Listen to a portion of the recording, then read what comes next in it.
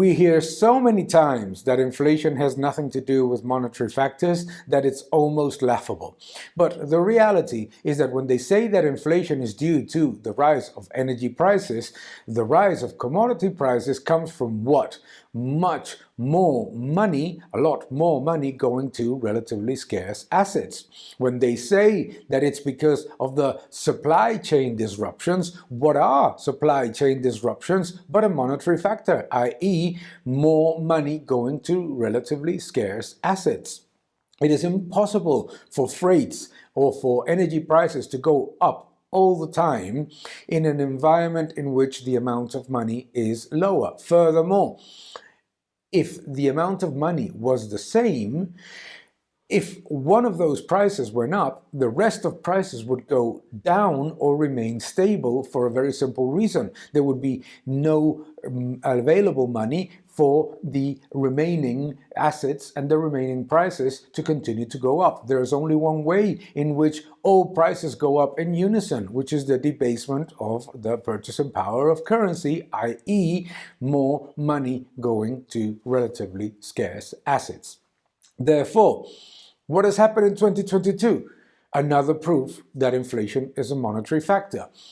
We saw energy prices soar because of the war in Ukraine. We saw the price of wheat and the price of cereals going up massively because of the war in Ukraine.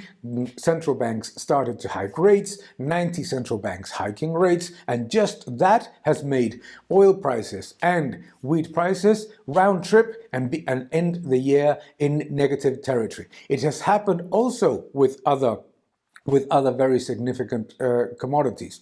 And certainly the fact that China is slowing down helps. But we also must remember that the China slowdown is also a monetary factor. After decades of debt-fueled, money supply-driven growth, what we're seeing right now is a monster slowdown because of the burst of the real estate bubble and the zero-COVID policy.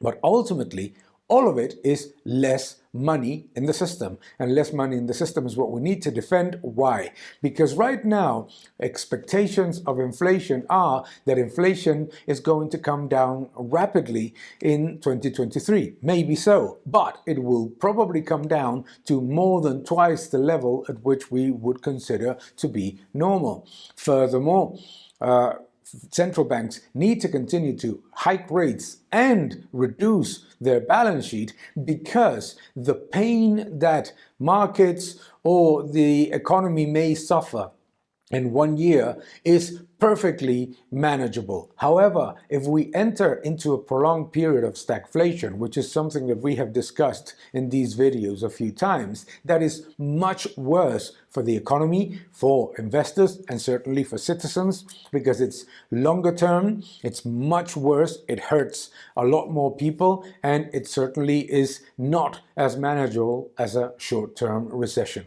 Therefore, we must continue to defend rate hikes and the reduction of the balance sheet of central banks after the monster disaster created in 2020 that led us to this stagnating growth and this elevated level of inflation.